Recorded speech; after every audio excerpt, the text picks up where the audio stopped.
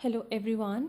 आज के इस वीडियो में हम CSIR नेट के पॉइंट ऑफ व्यू से कुछ टॉपिक्स जो इम्पॉर्टेंट हैं उनको डिस्कस करेंगे। हम जस्ट एक क्विक रिवीजन कर रहे हैं। इस जो भी टॉपिक हम डिस्कस करने वाले हैं उसकी मैंने full explanation videos already upload कर रखी हैं, तो आपको लिंक में मिल जाएगी। स्टार्ट करते हैं कैरेक्टरिस्टिक पॉलिनोमियल से। So we all know characteristic polynomial क्या होता है, determinant of a minus lambda I. And अगर हम इसी कैरेक्टरिस्टिक पॉलिनोमियल को इक्वेट कर दें ज़ीरो से तो ये क्या बन जाता है, कैरेक्टरिस्टिक इक्वेशन।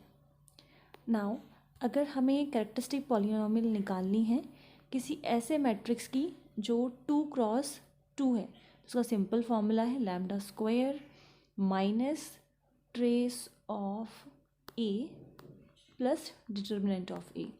एंड इसी तरीके से अगर मान लीजिए मैट्रिक्स 3x3 की है, so characteristic polynomial of A that is lambda cube आ जाएगा माइनस ट्रेस ऑफ ए, ये किसका कोएफिशिएंट होगा, लैम्डा स्क्वायर का, प्लस A11 प्लस A22।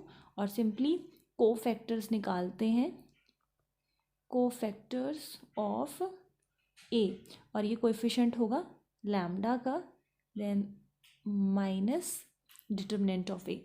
याद रखने का तरीका बिल्कुल सिंपल है, साइंस जो है ऑल्टरनेटिवली चलेंगे, plus plus minus then plus.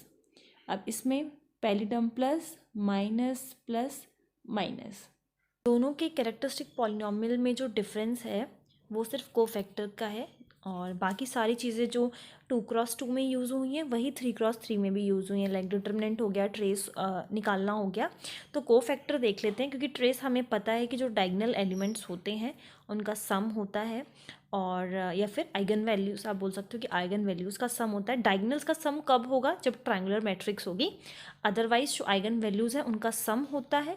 और डिटर्मिनेंट कब होता है, जब उनका प्रोडक्ट हो। सो ट्रेस ऑफ ए, ट्रेस में क्या होगा, आइगन वैल्यूज़ का सम, एंड डिटर्मिनेंट में क्या होता है, इन्हीं आइगन वैल्यूज़ का प्रोडक्ट होता है।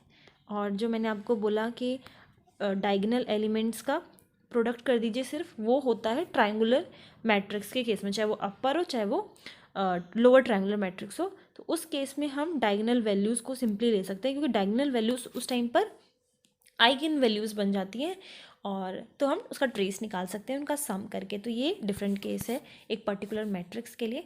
मैं कोफैक्टर आप लोगों को एक बार बता देती हूँ कि कैसे निकाला जाता है। सपोज P कोई मैट्रिक्स है और उसकी एंट्रीज 3x3 की हम मैट्रिक्स ले लेते हैं, -4 4 0 देन 85 -30 एंड 3। इस टाइप की हमने कुछ मैट्रिक्स ले ली, और कोफैक्टर इसका हम निकालते हैं। कोफैक्टर निकालने के लिए हम बस स्पेशल मैट्रिक्स लेते हैं, उन्हीं का ही निकालते हैं। जैसे कि एक तो आपका ये वाला बनेगा, एंड दूसरा ये वाला बनेगा, और थर्ड जो होगा वो हम बस इन जो कॉर्नर्स में जो ये एंट्रीज हैं इनका निकालते हैं। तो सबसे पहले फर्स्ट वाले का निकालते हैं, दैट इज ये वाला 0 1 -4 4। So this will be determinant निकाल लेंगे इसका, 4 into 0 that is 0, then -4 into 1 -4। तो फर्स्ट हमारे पास आ गया 4। सेकेंड हो गया, ये वाला निकाल लेते हैं सेकेंड, दैट इज़ 4 3 -30 एंड 0। सो 4 3 ज़ा 12 -30 इंटू 0 0, तो ये सिंपली आ गया हमारे पास 12। लास्ट निकाल लेते हैं ये दोनों एंट्रीज, तो 0 0 है, ये हो गया 85 एंड 3। तो इसको निकालेंगे, यहाँ पे आ जाएगा 0 -0, तो लास्ट वाला 0 आ गया। तो इन सब का सम कर देना है हमें, A11 A22 एंड A33, इनका सम कर देंगे। सो this will be 4 + 12 + 0 that is 16। सो इस वे से निकालेंगे हम कोफैक्टर्स। नेक्स्ट देखते हैं मोनिक पॉलिनोमियल। सो मोनिक पॉलिनोमियल, हम नाम से ही इस चीज़ को समझ सकते हैं कि जो पॉलिनोमियल है और जो उसकी पॉलिनॉमियल की जो हाईएस्ट डिग्री होगी उसका जो कोएफिशिएंट होगा वो यूनिटी होना चाहिए, मतलब 1 होना चाहिए। जैसे फॉर एन एग्जांपल ऐसे मान लेते हैं a x to the power 5, b x की पावर 4, देन c x की power 3 and d is equals to 0। तो इस पॉलिनॉमियल की जो हाईएस्ट पावर है वही 5 वाली है, इसका जो कोएफिशिएंट है ये जो है वो 1 होना चाहिए, ठीक है। तो उस पॉलिनॉमियल को बोलेंगे मोनिक पॉलिनॉमियल, जब कोएफिशिएंट जो हो सिर्फ यूनिटी हो। देन मिनिमल पॉलिनॉमियल हमारे पास आता है। मिनिमल एंड कैरेक्टरिस्टिक पॉलिनॉमियल दोनों ही काफ़ी इंपॉर्टेंट है। मैंने दोनों की वीडियोस जो है अपलोड कर रखी हैं और विद एग्जांपल्स मैंने आपको हर केस के लिए बताया कि किस तरीके से ईजिली हम निकाल सकते हैं। बट बेसिक देखेंगे अभी हम, और सारे कॉन्सेप्ट जैसे कि कवर हो जाए मिनिमल के, और वीडियो आप लोग एक फुल एक्सप्लेनेशन देख सकते हैं। मिनिमल पॉलिनॉमियल जो है, अगर मान लीजिए आपको कैरेक्टरिस्टिक पॉलिनॉमियल पता है किसी भी मैट्रिक्स का, देखिए अगर मैट्रिक्स पता है तो मैट्रिक्स के हेल्प से कैरेक्टरिस्टिक पॉलिनॉमियल निकाल सकते हैं, और कैरेक्टरिस्टिक पॉलिनॉमियल की हेल्प से मिनिमल पॉलिनॉमियल निकाला जा सकता है। और अगर मान लो मैट्रिक्स नहीं दिया हुआ है, सिर्फ कैरेक्टरिस्टिक पॉलिनॉमियल पता है, तो भी कोई प्रॉब्लम नहीं है, वहाँ से भी हम निकाल सकते हैं। अब जैसे कि एग्जाम्पल लेकर चलते हैं।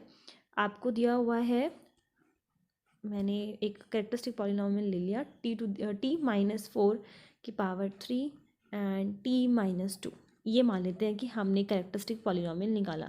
अभी हमने देखा कि कैरेक्टरिस्टिक पॉलिनॉमियल कैसे निकालते हैं। जैसे मान लीजिए 2x2 का है, तो आपको एक क्वाड्रेटिक इक्वेशन मिल गई है, हम स्प्लिटिंग द मिडिल टर्म करके इनके फैक्टर्स बना सकते हैं।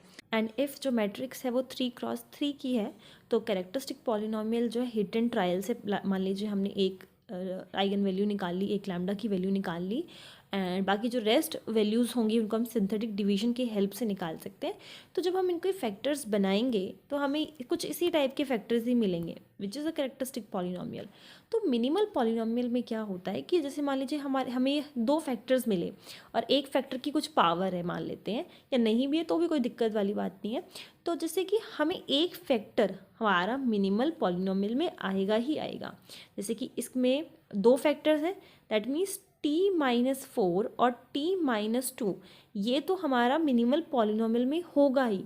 हो सकता है कि पावर जो है चेंज हो जाए, लाइक इसमें पावर 2 हो जाए, 3 हो जाए, बट ये तो रहेगा ही रहेगा। मतलब ऐसा नहीं हो सकता कि सिर्फ t-4 ही हो उसका मिनिमल पॉलिनॉमियल और t-2 हो ही ना, या फिर सिर्फ t-2 हो 4 ना हो। मतलब जो भी फैक्टर्स उसमें रहेंगे उसका एक एक फैक्टर, पावर को भी थोड़ी देर के लिए छोड़ देते हैं, तो वो एक एक तो पावर, एक एक वो फैक्टर तो रहेगा ही मिनिमल पॉलिनॉमियल में। अब जैसे मान लीजिए एक तो ये हो सकते हैं चांस की, हो सकता है कि t-4 इंटू t-2 ये मिनिमल पॉलिनॉमियल हो, बट अगर मान लीजिए ये 0 के इक्वल नहीं आता, हम चेक करते हैं, तो हम दूसरा ट्राई कर सकते हैं। t-4 पहले पावर 1 थी, हम 2 के लिए देख सकते हैं। मान लीजिए इसको हमने देखा ये भी नहीं निकलता, तो t-4 की पावर 3 करके देख सकते हैं। तो ये वो 3 पॉसिबिलिटीज़ हैं जिसमें से कोई भी एक पॉलिनॉमियल होगा, पावर हम वेरी कर सकते हैं। तो इनमें से किसी ना किसी एक के लिए तो 0 आंसर आएगा ही, वही हमारा मिनिमल पॉलिनॉमियल होगा।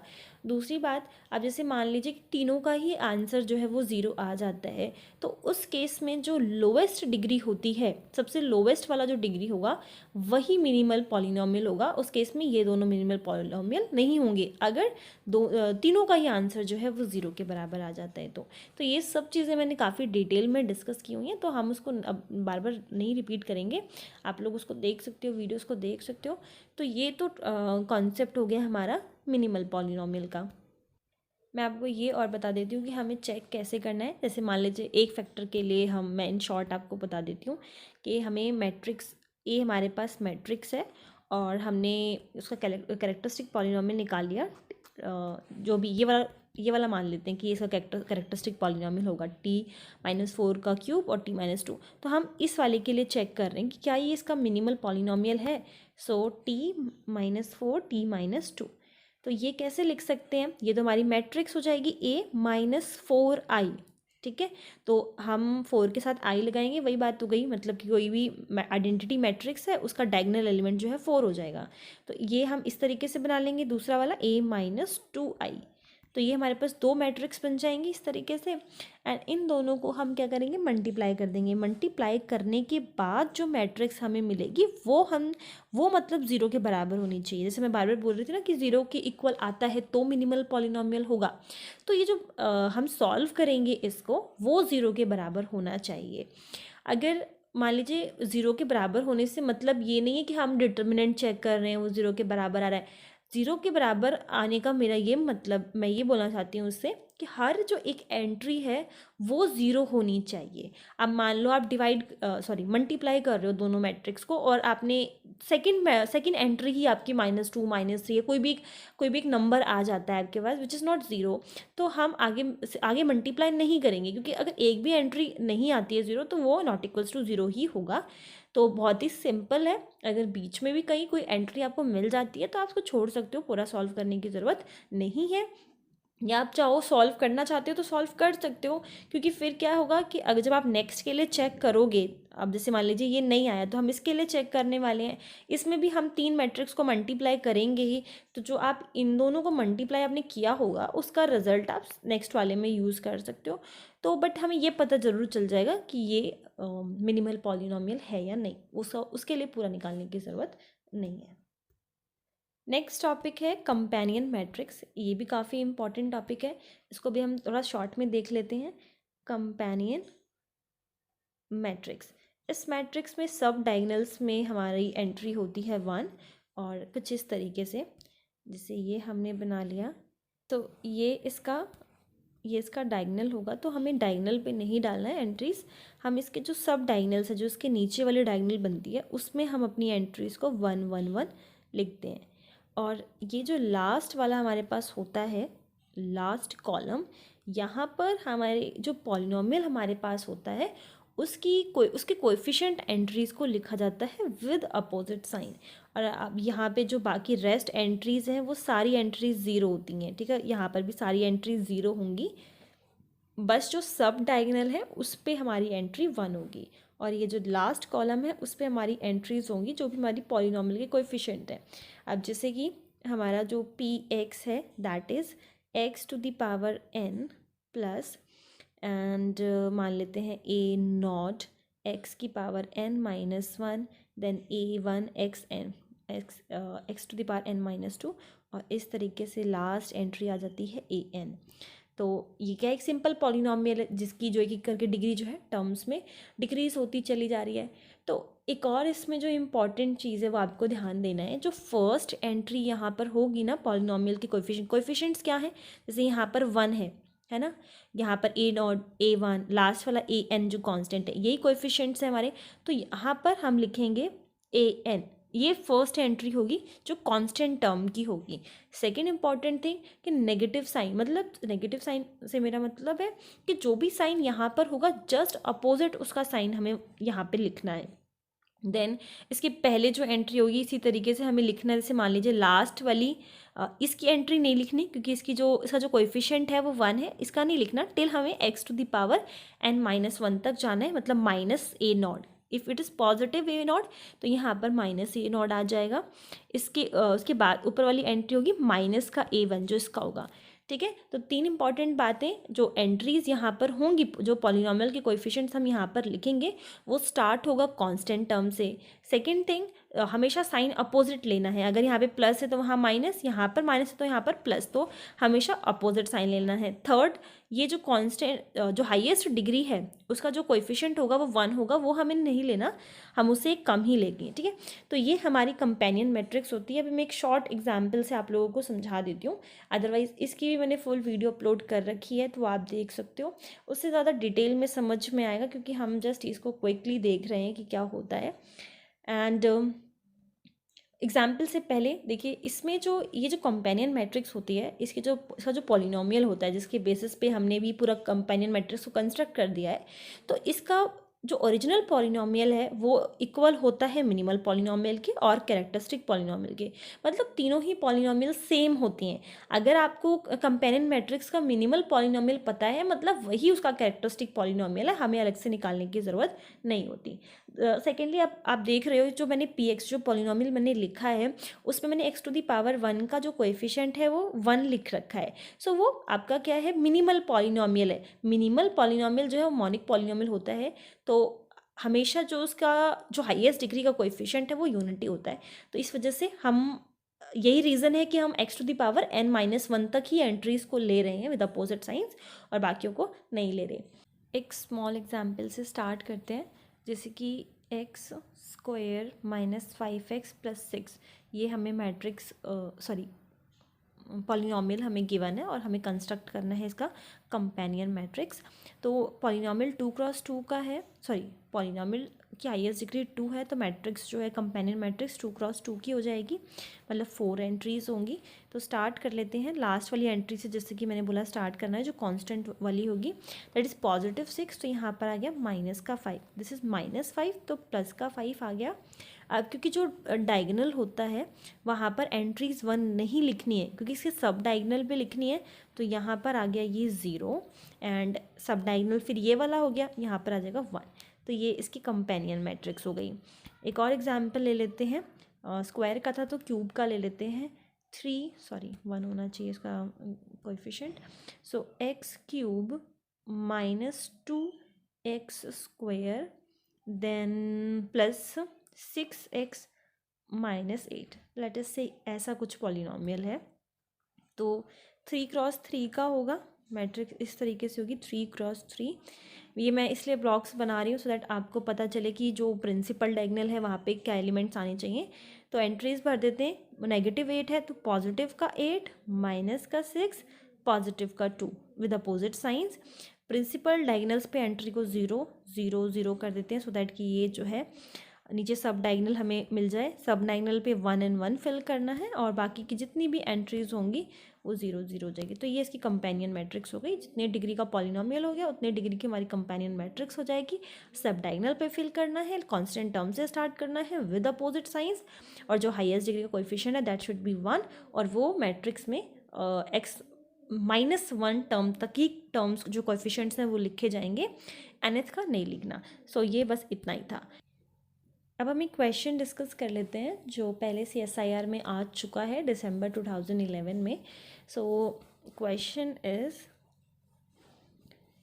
Late A be 4x4 matrix with real entries such that -1 1 2 -2 उसके आइगन वैल्यूज़ हैं, and B is equals to A⁴ -5A² + 5I, जहाँ पर I जो है वो डिनोट कर रहा है 4x4 आइडेंटिटी मैट्रिक्स को।